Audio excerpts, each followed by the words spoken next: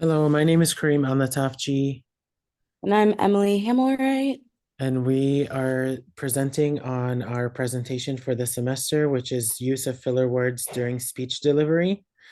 It is spring 2024. For a little bit of an introduction about our project, since we are talking about the use of filler words and decrease of filler words during speech delivery and public speaking, the group partners, which is just me and Emily for this project, we're conducting the study to evaluate the effects of public speaking on the use of filler words during speeches. So each giving a public speech can be a very scary experience for somebody who's delivering it. It is a crucial life skill and a crucial professional skill. And, you know, and using filler words can inhibit the fluency of speech delivery. So when faced with public speaking situations, some people experience a high level of stress, high level of anxiety, which can lead to speech irregularities.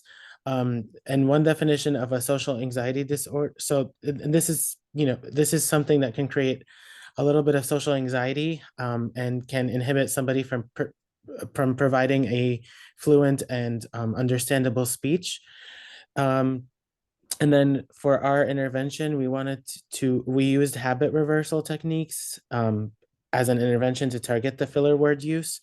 And Emily will discuss later in the presentation about how that affected the rates of filler word use during our speech.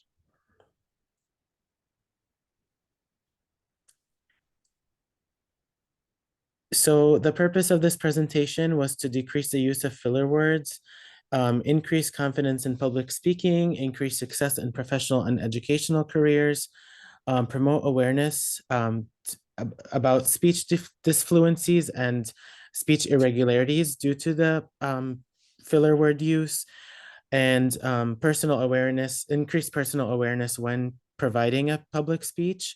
And then we will also, the purpose of this presentation is also to find an effective intervention to target decreasing the use of filler words, which creates better speech fluency.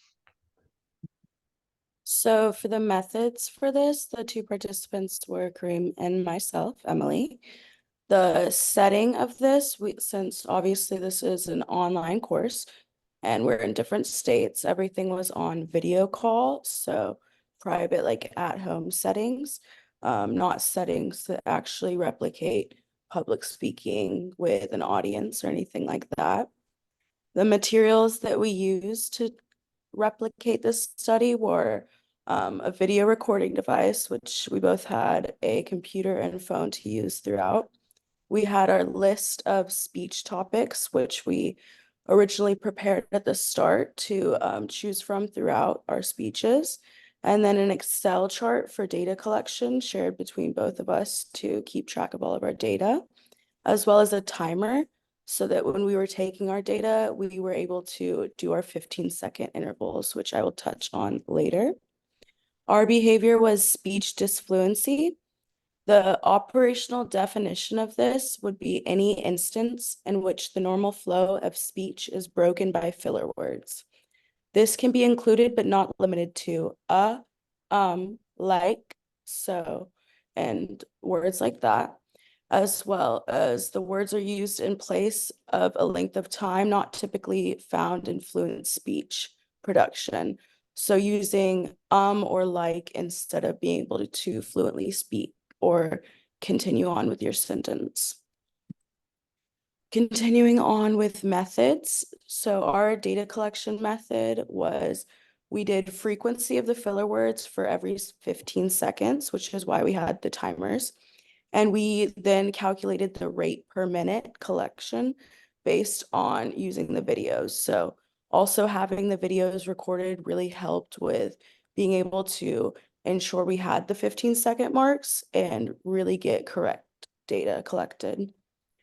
Our design was a non-concurrent multiple baseline design. There was both participants with varying baselines, which the baseline phase was moved into intervention once the baseline was stabilized, which is varies for each participant.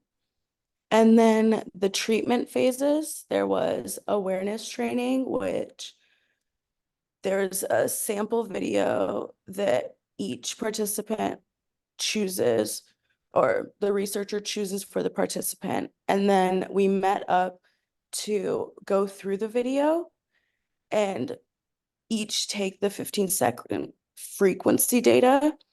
And once the IOA for both of us was at 100, that's when that training was completed. And then there was the implementation of complete response training, which complete response training was every single time you use the word like any kind of filler word, then you would have to completely stop the sentence at that moment and restart the whole sentence, which I think that definitely helped very much in intervention. There was two other ones on the original study of using tongue clicking as well as tongue clicking and then a 3-second pause instead. So we chose to do complete response to hopefully have the best results. And then on post-assessment, we did post-assessment 3 days after intervention was complete, which was different for each of us depending on when baseline began. And the post-assessment is similar to how baseline was ran, and you're not doing the intervention of restarting sentences, but just to see if intervention was successful and there was still an 80% decrease in use of filler words during that time. And then final follow-up was 3 to 4 weeks after the post-intervention. So for IOA, data collection is going to take place throughout the study. Participants collecting data will meet frequently to ensure that the data collection is up to date. So since we are sending in our videos, we did not have to have the videos sent and the data done right then, but there's time to do the data. So we would meet up multiple times throughout the week to ensure that we were keeping up with all the videos and collecting the data. And then on at least 33% of the sessions, we wanted to collect IOA. We decided 9 out of the 21 sessions, which was about 42.86% IOA, we would collect just to really ensure that we were both keeping track of the filler words, since there can be high frequencies using filler words.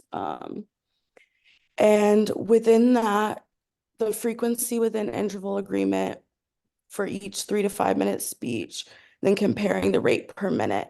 If there was any discrepancy on the IOA, the observers could look at each of the 15-second intervals to calculate IOA, which would be the number of agreed upon intervals over the total number of intervals times 100 to get that IOA percent.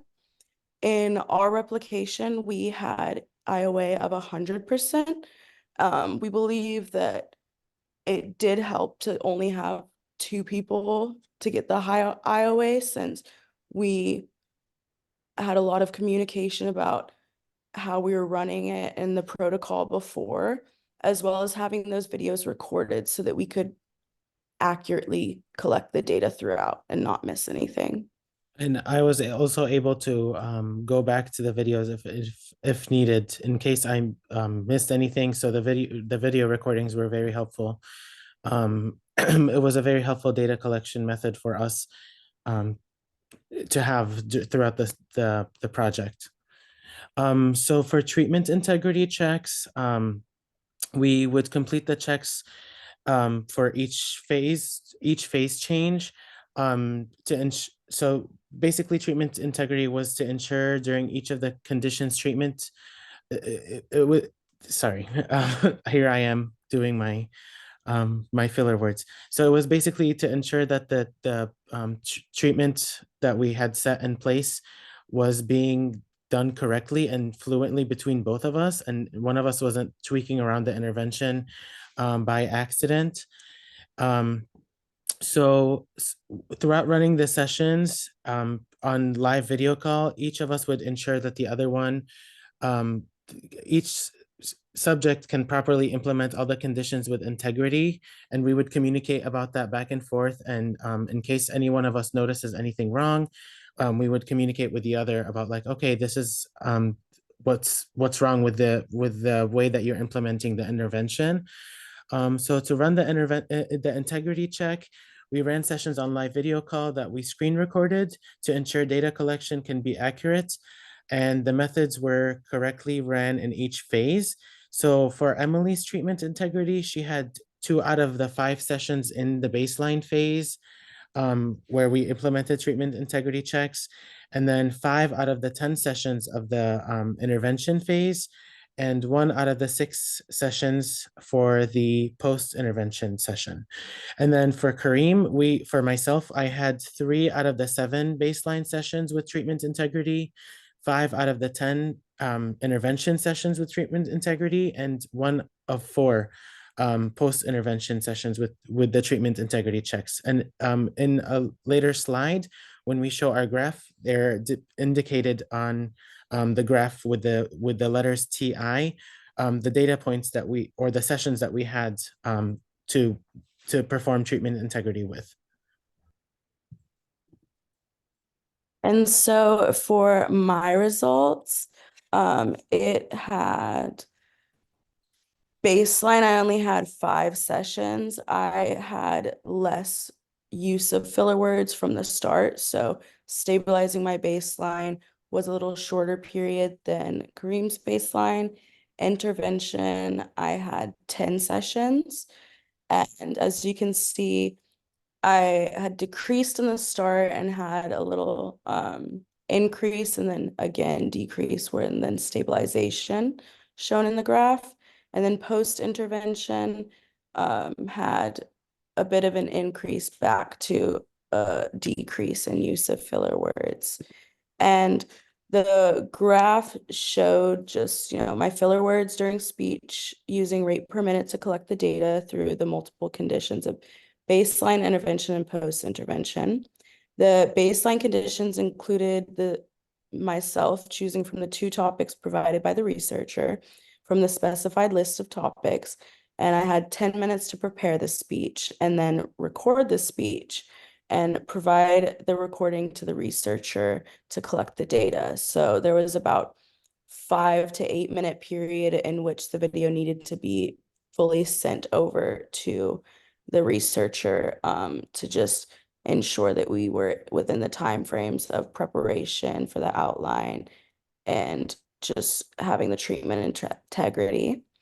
And then for the intervention, there was similar conditions with being provided 2 topics, the 10 minutes to prepare, and then sending to the researcher to collect data within the time frame. But then obviously we were having a complete stop and restart of our sentences anytime a filler word was used throughout the intervention phase. Then once we had got to an 80% reduction in use of filler words and there was stabilization, that's when we went to the post-intervention phase, which the final condition implemented was similar to baseline as well, with how you are given the topics, have the same time to prepare and present the speech, but you are not implementing intervention. And that was able to show at least the 75% reduction of target behavior from the original baseline.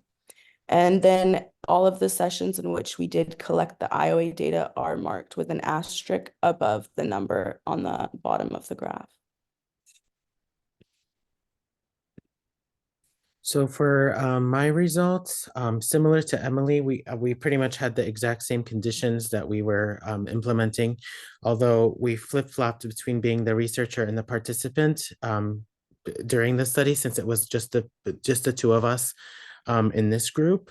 I obviously started at a much higher baseline than Emily did, just because I might have had individual differences, like I have less experience public speaking, or anything that any background, our Emily and I's backgrounds are much much different. So with mine, I started at a base, the first session, my baseline was at 11, and then we see a little bit of an increase with my data with the baseline throughout the first couple of sessions. It fluctuates a little bit and then it starts to decrease, which is what made me able to switch to the intervention phase. I did stay in my baseline for a little bit longer than Emily did, which is for a couple of more sessions before I was able to implement the intervention that we had in place. And then, as you could see in the intervention phase, the rates per minute of filler words used quickly started to decline on a pretty steady decreasing trend. And then after post intervention, the trend continued, and my rate per minute decreased as well. And just like Emily's graph, I also have my treatment integrity checks with marked with the letters TI on the session, on the data points with the sessions where we ran treatment integrity. So for the data discussion, so our averages, mine was baseline averages of 6 words per minute, intervention averages of 2 words per minute, and then down to post-intervention average of 1 word per minute used of filler words. Kareem's baseline average was 12 words per minute. Intervention was 8 words per minute, and post-intervention at 2 words per minute. The ranges that we saw were, for my baseline, between 5 to 7 words per minute used of filler words, intervention 1 to 4 words per minute used, and post-intervention 0 to 2 words per minute used. And Kareem's baseline range was 11 to 14 words per minute, intervention 3 to 12 words per minute, and post-intervention 2 to 4 words per minute. So the limitations we faced throughout our study is first that we are a smaller group, like I mentioned previously. There's only both of us, so we had to have increasing efforts to collect the IOA and make sure that there's treatment integrity in place. And it was just the two of us that had to communicate a little bit more, rather than if we had a larger group of researchers and participants. And then, so both members, because there's only two of us, both of us had to play both roles of researcher and participant multiple times per week. So we were meeting much more often in order to collect enough data for the both of us. And the other limitation we had is that we were working remotely. So we had to coordinate Zoom meetings and coordinate our schedules around. And since we do live in other states, in different states, we had to deal with the problem of being online strictly. And then the another limitation we had was that speech results were not showing true to one public speaking, because we weren't speaking to an audience. We were speaking to a computer screen, which also plays into the working remotely limitation. It didn't necessarily mimic a public speaking environment, but we had to do what we could with our resources at this time. And so to conclude, the intervention had showed that there was success in the ability to decrease both of the participants in using speech disfluencies throughout. As you could see in the graphs, both of us reduced from baseline at least 80%. The rate of filler words per minute throughout intervention phase also showed a decrease throughout the 10 sessions that we ran intervention. And then Kareem had the longer baseline due to higher rates of filler words in the start than I had, which I have had debate experience in the past, so more experience with being aware of my speech and the filler words used. And although this intervention did show success, at least in our replication of the study and in the setting and methods that we had used, we did not believe that this would translate over to professional and public settings as much as like other types of intervention methods for speech disfluencies could. So although it supported us being able to speak overall with less filler words, and that I think we will be more aware of from now on. But I still think that with the anxiety and other things that play a role in public speaking and speaking in front of an audience, the distractions, that this intervention method wouldn't give us the same results and success in decreasing filler words in settings such as that. And really quickly before we end the conclusion, I wanted to discuss that throughout the study, I was able to kind of use what I'm learning about speech disfluencies and the research that we did on related articles in my clinical work. So I have one of my children on my caseload that I see. He also has a hard with a lot of stutter, a lot of filler words. He has a lot of speech disfluencies, and I was able to speak to his BCBA, and we were able to implement some of these things into our clinical into my clinical practice, right? So this is pretty pretty useful for BCBAs, RBTs to be aware of, because most of our children on the spectrum do have a little bit of a hard time. Our verbal children on the spectrum have a hard time with speech disfluency as well. Yes, I really like that point added. Um, and so now that we've concluded going over our intervention, our methods, and just the whole replication, we wanted to add in a few question and answers just because the recording only had me and Kareem, just to make sure that everything was gone over and that y'all can fully understand this study. So So I was, Emily, what part of the original study was modified so that you could replicate the setting? So we had to modify in the original study. Um, they had all of the different interventions, but they did have a lot more people in that study. So since there was just the two of us, we decided to just do one of the methods and stick Mhm. with that throughout so that we could successfully implement and have accurate and true results versus trying to implement all the different ones with just two of us. Um, so definitely changing that, but we did go with the complete response training, just since that has shown in other studies it has a lot higher success rates in reducing behavior dramatically. The other thing we modified to replicate in our specific setting was the recording of our speeches.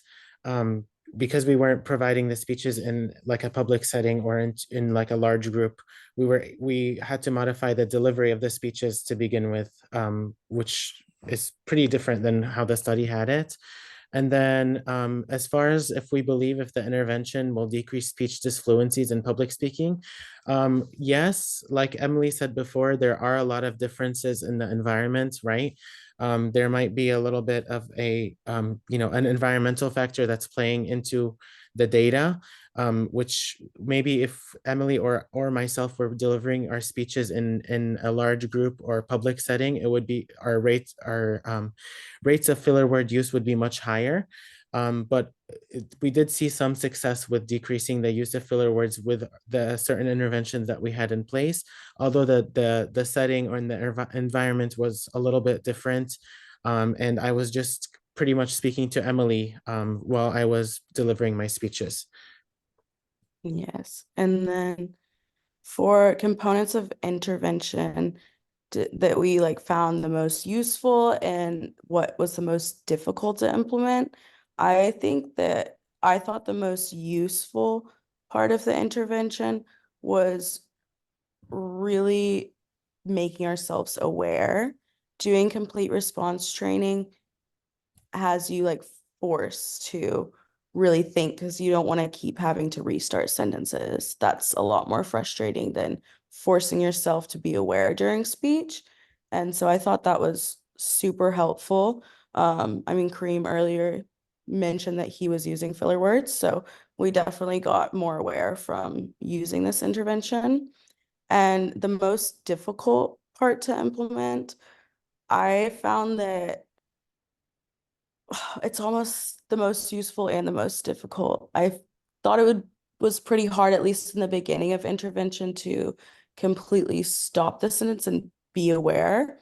But in doing treatment integrity checks as well, that helped with having another person, point out if you miss a filler word, anything like that, so that you are accurately stopping. But in the beginning, that was definitely difficult to train my brain and go all the way back to where I had started with it. The hardest part for me during this project was actually starting with the first couple of sessions and or even picking my topics for the first couple of sessions and having that time limitation, and because it really had me thinking about like, okay, I need to keep going, I need to hit the time limit. And then that kind of in the beginning increased the amount of filler words that I was using. So I found that the most difficult thing it was more so the beginning process of our methods and our proposal. If I would change any part of the study for others to replicate in the future, is probably have a larger group than Emily and I, just because there is a lot more, IOA is probably going to be a little bit different than how we had it, since it's not just one other person checking your data, it's multiple people checking your data. Um, Although it was very easy to communicate with one person and make sure that we're both on the same page. Although having a larger group would also have the benefit of having more people to consult with on implementing the interventions that we picked. I definitely agree with that. And I'll just add to the last part that I also think that for like future replication, if the purpose is for public speaking, I think I would add in like post intervention or even after post intervention, maybe reintroducing intervention, but in front of a crowd or audience, even if that's 2 to 3 people in the environment, just so that there is ability to see how that and the environmental influences will affect the intervention being successful. And I think that if you went back to baseline and then tried that intervention, it would be really interesting to see the data and a lot more helpful for actually implementing this in professional, educational, and public settings. And here's our references. And thank you all so much for listening. Thank you.